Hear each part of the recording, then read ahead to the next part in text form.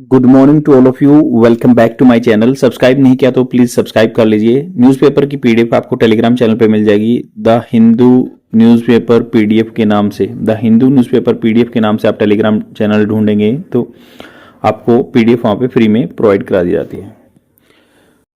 हम article discuss करेंगे। आज है 29 जुलाई 2025 और ये एडिटोरियल पेज पे है। ये आर्टिकल पेज नंबर 6 पे नीचे आर्टिकल दिया हुआ है। काफी इंपॉर्टेंट आर्टिकल है। अभी जो रिसेंटली एक इवेंट हुआ है, फेस्टिवल है आदि तिरुवथरई फेस्टिवल एट गंगई कोंडा चोलापुरम। तो ये क्वेश्चन में इससे प्रिलिमिनरी के जो क्वेश्चन बन सकते हैं और डेफिनेटली आपकी स्पोकन इंग्लिश को भी सुधारेगा। तो यहाँ पे बात हो रही है लेसन्स फ्रॉम द पास्ट। ये पीएम का जो एड्रेस था, भाषण था, उसमें कहा गया कि हमें लेसन सीखने चाहिए फ्रॉम द पास्ट, अपने इतिहास से। द चोला लेगेसी, जो चोला राजा थे उनकी लेगेसी जो 1000 के आसपास थे, 2000 एडी के आसपास थे राजा।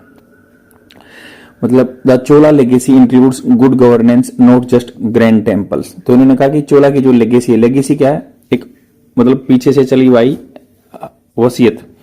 तो चोला की जो लेगेसी है इंक्लूड्स गुड गवर्नेंस, अच्छा प्रशासन, नॉट जस्ट ग्रैंड टेम्पल, बड़े बड़े टेम्पल नहीं थे, उसके साथ अच्छा प्रशासन भी था। The visit of the prime minister Narendra Modi to Tamil Nadu had a subtle मतलब थोड़ा सा माइन्यूट पॉलिटिकल मैसेज। तो इन्होंने क्या किया, छोटा सा पॉलिटिकल राजनीतिक मैसेज भी दिया है इन हिज एड्रेस, अपने भाषण में। एट द वेलिडिक्शन, वेलिडिक्शन का एग्जैक्ट मीनिंग जान लेते हैं। वैसे समारोह होता है वेलिडिक्शन का, विदाई समारोह जो है, फेयरवेल कह सकते हैं। वेलिडिक्शन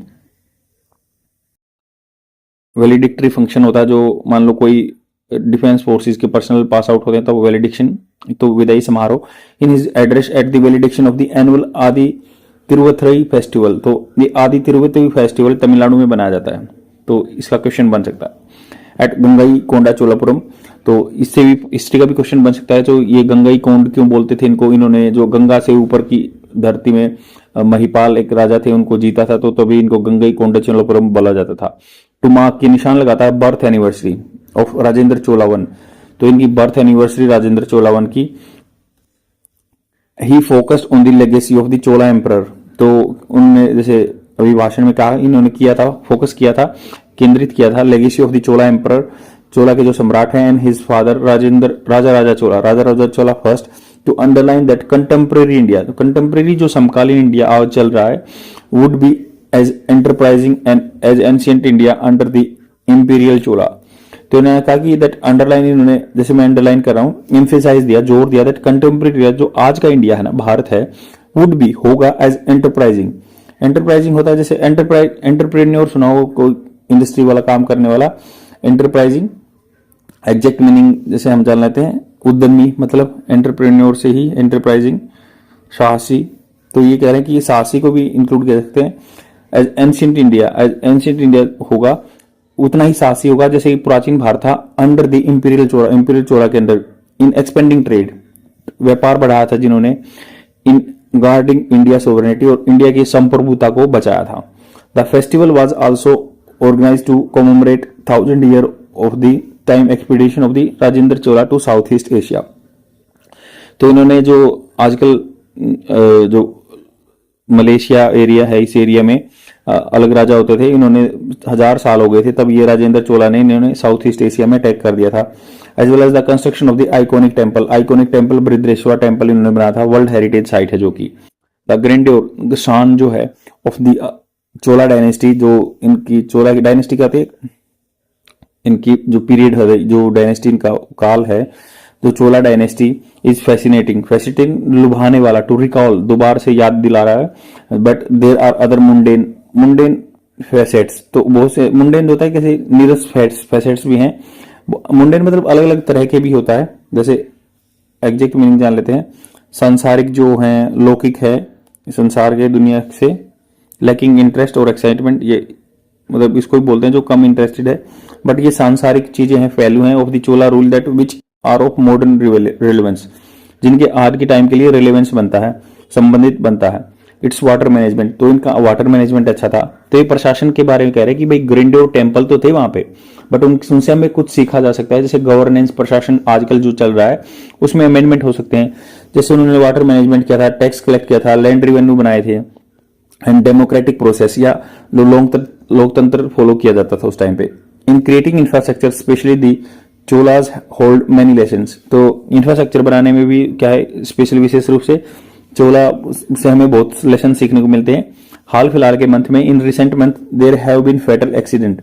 तो बहुत सारे एक्सीडेंट हुए इन्वॉल्विंग सिविक स्ट्रक्चर्स, जो आम आदमियों के लिए सिविक होता है, नागरिकों के लिए जो स्ट्रक्चर थी, तो वो भूकंप वगैरह आ गए। तो the resilience of the Brihadeeswara temple which has stood tall for over 1000 year.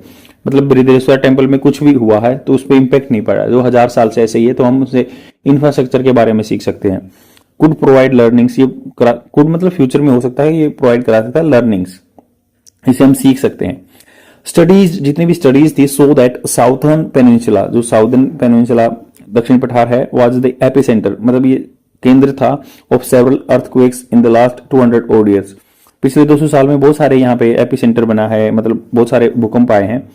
Archaeologist जो खुदाई करने वाले होते हैं, पुरातत्व विभाग वाले, आर ऑफ द व्यू, उनका व्यू है that super structures of the temple holds the key to modern building techniques. तो इन्होंने जो स्ट्रक्चर बनाया हुआ ना, सुपर स्ट्रक्चर बनाया हुआ, बड़ा स्ट्रक्चर बनाया हुआ है of the temples holds the key, उसमें ही कुंजी है मॉडर्न बिल्डिंग टेक्निक की।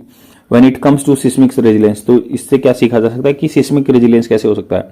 ए close study of the temples for structural stability, तो इसकी स्ट्रक्चर स्टेबल रही है आज तक, can be of immense value in the contemporary context. तो हम इससे सीख सकते हैं कि कैसे ऐसे बिल्डिंग बनाए जाए जो कि भूकंप वगैरह आए तो कोई असर ना हो, क्योंकि अभी नेपाल में भी इशू हुआ है, तो ग्लोबल लेक आउटबर्स्ट फ्लड आते हैं या ऐसे आते हैं, तो उनसे इंफ्रास्ट्रक्चर डिमोलिश हो जाता है। Apart from focusing the heritage, जो संस्कृति है इनकी, जो एक विरासत है, उस पर तो फॉलो है ही। अपार्ट फ्रॉम मतलब इससे अलग culture of the Cholas, India try कर सकता है एंड रेप्लिकेट, कॉपी कर सकता है देयर सक्सेस इन एडमिनिस्ट्रेशन, प्रशासन में जो उन्होंने सक्सेस मिली थी उसको भी कॉपी कर सकते हैं। मैनेजमेंट ऑफ वाटर रिसोर्सेज, जैसे उन्होंने पानी को मैनेज किया था specially, could be an important learning, क्योंकि आज वाटर स्केर्सिटी बहुत सारे एरिया में, तो उन्होंने वाटर की कैसे मैनेजमेंट किया था। चेन्नई में बहुत सारा इशू आता है। द कावेरी डेल्टा, कावेरी का जो डेल्टा है, डेल्टा मतलब जो मिट्टी लेके आती है कावेरी नदी, where Gangai Konda Cholapuram is located. तो कावेरी के डेल्टा पे ये जगह है गंगई कोंडा चोलापुरम। और इसमें क्वेश्चन भी बना था पहले प्रीवियस यूपीएससी में कि जो कौन सा जो एरिया है जो इस पे जो यहाँ पे एक जो टेम्पल है, तो टेम्पल कौन सा है, जो हम्पी का टेम्पल है, हम्पी इस पे है, तुंगभद्रा रिवर पे है, और तुंगभद्रा राइट बैंक ट्रिब्यूटरी है कावेरी नदी की। और इसके रायचूर जो एरिया, कावेरी डेल्टा और तुंगभद्रा के बीच के एरिया को डेल्टा को क्या कहते हैं, तो ऐसे आ सकता है। May experience floods with a large volume of water draining into the sea without being harnessed. तो इन्होंने कहा कि जो गंगई टोलापुरम लोकेटेड है, मे एक्सपीरियंस फ्लड्स, ये बाढ़ आ सकते हैं with a large volume of water draining into the sea without being harnessed for periods for scarcity. तो बहुत सारा पानी ऐसे, मतलब स्कैर्सिटी होता कमी। इन्होंने कहा कि जो गंगई कोंडा चोलापुरम जगह है, में एक्सपीरियंस शायद बाढ़ आ सकती थी with a large volume of water draining, बहुत सारा पानी उधर सी में जाता है, विदाउट बीइंग हार्नेस, अगर मान लो उसको इकट्ठा नहीं किया जाए फॉर पीरियड्स ऑफ स्कैरिटी, तो जब तक मतलब स्कैरिटी कमी आती है तब के लिए। More than 30 years have pass since adoption of 73rd and 74th amendment. 73rd panchayat के लिए, ये अर्बन लोकल बॉडीज के लिए अमेंडमेंट किए थे हमने, इनसे 30 साल हो गए कॉन्स्टिट्यूशन में। But a large number of local bodies, बहुत सारी लोकल लेवल पे जो पंचायत वगैरह हैं, even in the major city, बड़ी सिटियों में, are functioning without elected representative, जिनके इलेक्टेड रिप्रेजेंटेटिव नहीं है, मतलब सरपंच वगैरह या कहीं पे ऐसे अर्बन लोकल बॉडीज के चेयरमैन नहीं चुने गए हैं। The celebration is an opportunity, ये सेलिब्रेशन एक अवसर है फॉर एनालिसिस एंड विवेचन करना functioning of the grass root level democratic body. तो ये लोकल लेवल पे बॉडीज हैं, जो अर्बन लोकल बॉडीज हैं या गांव की हैं, वहाँ पर रिप्रेजेंटेटिव होना चाहिए, कैसे वो प्रशासन को चला सकते हैं, ये हमने इनसे चोला से सीखना चाहिए। मिस्टर मोदी उन्होंने अनाउंस किया कि the centre would install the statues of Rajendra Chola and Raja Chola and Rajendra Chola, ये पिताजी थे, ये बेटे थे इनके, to remind the country of historical consciousness. तो हिस्टोरिकल चेतना अब लेके आनी है, तो इनसे सीखना पड़ेगा। But this exercise would have greater purpose, इस एक्सरसाइज जो काम करेंगे ना हम, इसका अच्छा पर्पज होगा इफ इट रिमाइंड्स, ये रिमाइंड दिलाती है the country to administration acumen. Acumen मतलब उनकी जो स्किल है ऑफ द चोला, जैसे नज होता पुश करना आगे, दो जिन गवर्नेंस जो प्रशासन में उनको पुश करेंगे, एड्रेस मैनी क्रोनिक फ्लोज, जो लगातार क्रोनिक जो कंटिन्यूस बने हुए हैं कमियां एंड प्रॉब्लम मुसीबतें हैं। आई होप आपको समझ में आया होगा, बहुत ही इंपॉर्टेंट आर्टिकल है, वोकैबुलरी वर्ड्स भी बहुत आए हैं, और ये आपके एग्जाम में डेफिनेटली इससे क्वेश्चन बनेगा। Thank you very much. Like and comment कीजिए, 1 सेकंड लगेगा आपका, मेरे लिए हेल्पफुल हो सकता है। Thank you very much, bye.